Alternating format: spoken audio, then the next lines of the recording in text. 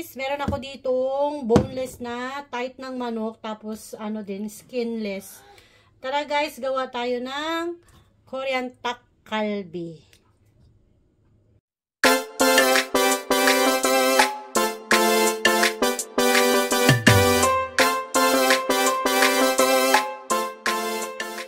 So yun na nga guys, hinanda ko na ibang gulay. Meron ako ditong kamote, sibuyas na hiniwa na, at saka yung repolyo. Actually, nilalagyan din ito ng carrots guys, kaso hindi na ako naglagay kasi hindi rin makakain. So, ang una kong gagawin guys ay gagawa ako ng sauce para dito. Yam-yam, sabi nga sa Korean. Ito yung una kong gagawin guys. Meron ako ditong chili paste or gochujang. Yan, ganito kadami. Alam nyo guys, kapag hindi rin siya maanghang, parang wala ding lasa kasi. Tapos meron akong dito yung chili powder. Lalagyan ko din siya. Kapag maputla, ayaw nila. Kailangan maano. Tapos, soy sauce, kanjang. Iba-iba klase nga pala yung soy sauce dito guys. Merong ano, pang sabaw. Meron yung ginagamit sa yung sausawan, ganyan, sa pagluto. Tapos lalagyan ko siya ng sesame oil.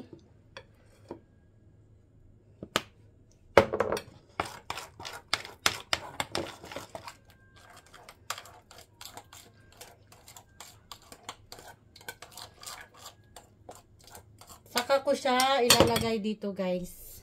Ilalagay ko siya dito.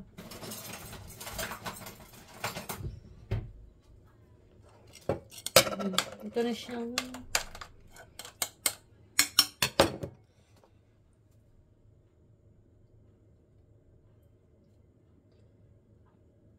sayang. Saglit lang ito guys.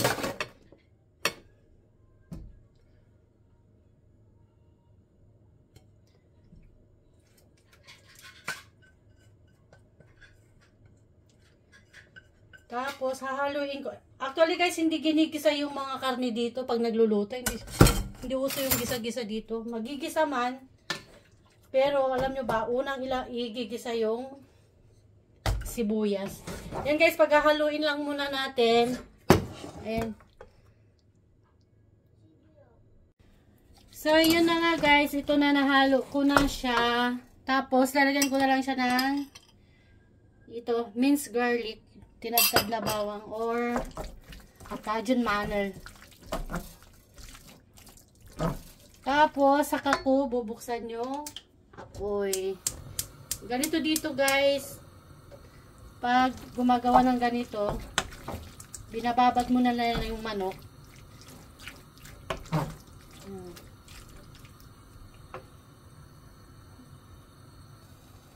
Meron nga pala akong plum extract dito guys. So, lalagyan ko siya ng konti lang.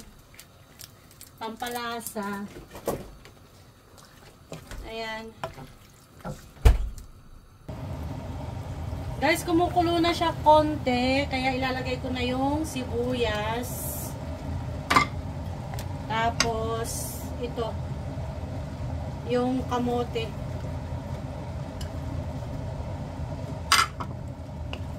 Haluin lang natin siya.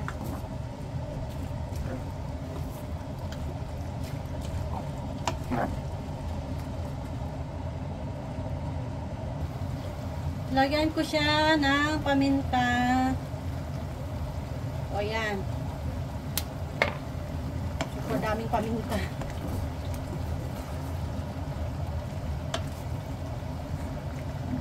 Guys, hindi magandang ma-overcook tong manok kasi pag na-overcook siya, medyo matigas kainin.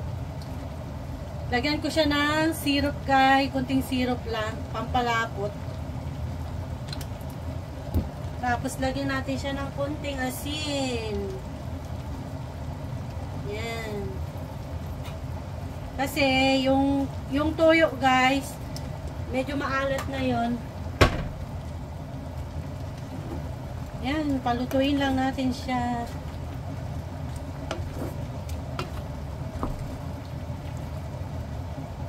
Iwan ulit natin guys. Yaran.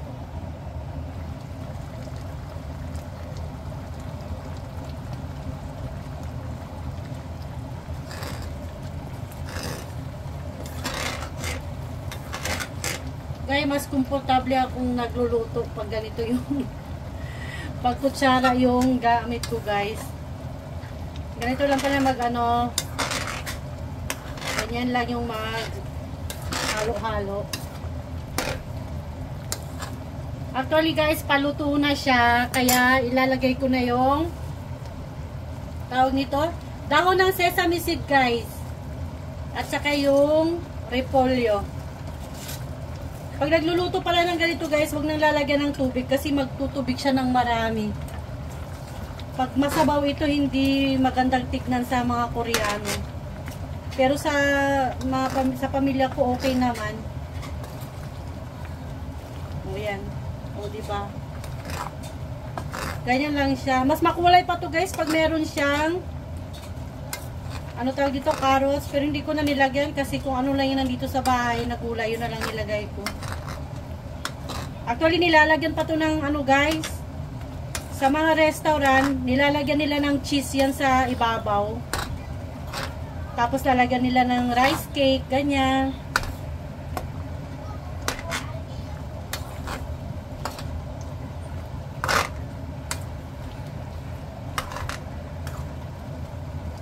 Pakuluin ulit natin konti guys. Tapos yun na, luto na siya.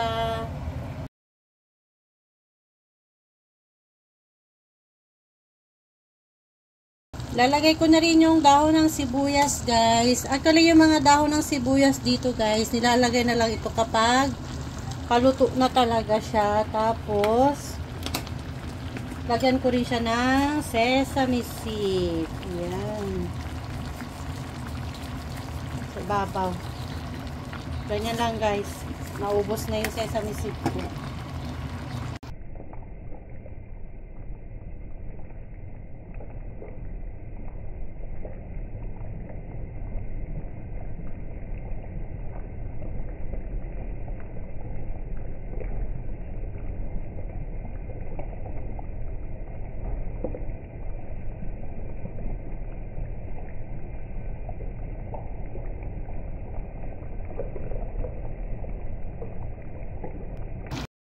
So, yun na nga guys. Luto na yung niluluto ko. Yung takkalbi or spicy chicken stir fry.